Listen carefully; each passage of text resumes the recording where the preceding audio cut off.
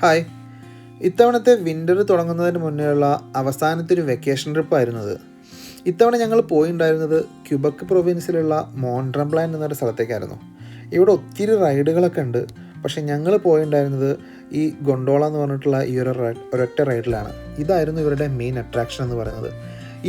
ഇതിൻ്റെ പ്രത്യേകത എന്താണെന്ന് വെച്ചാൽ നമുക്ക് ഒത്തിരി നല്ല നല്ല വ്യൂ കാണാൻ പറ്റുന്ന തരത്തിലായിരുന്നു ഈ ഒരു യാത്ര അവർ സെറ്റ് ചെയ്തിട്ടുണ്ടായിരുന്നത്. ഏകദേശം ഒരു 15-20 മിനിറ്റോളമായിരുന്നു ഈ യാത്ര ഉണ്ടായിരുന്നത്. നമുക്ക് ഞങ്ങൾ പോയ സമയം എന്ന് പറയുന്നത് ഒക്ടോബർ ഫസ്റ്റ് വീക്കായിരുന്നു. അപ്പോൾ ആ ഒരു സമയത്ത് ഫാള് തുടങ്ങുന്നൊരു സമയമായതുകൊണ്ട് തന്നെ ഈ ഇലകളുടെയൊക്കെ കളറൊക്കെ മാറി നല്ല പച്ചയിൽ നിന്നിങ്ങനെ മഞ്ഞയും ചുവപ്പൊക്കെ ആയി മാറുന്നൊരു സമയമായിരുന്നു. അപ്പോൾ അതുകൊണ്ട് തന്നെ നല്ല ഭംഗിയായിട്ടുള്ള സ്ഥലങ്ങൾ നമുക്ക് കാണാൻ പറ്റുമായിരുന്നു. ഇവിടെ ഒത്തിരി റിസോർട്ടുകളൊക്കെ ഉണ്ട്.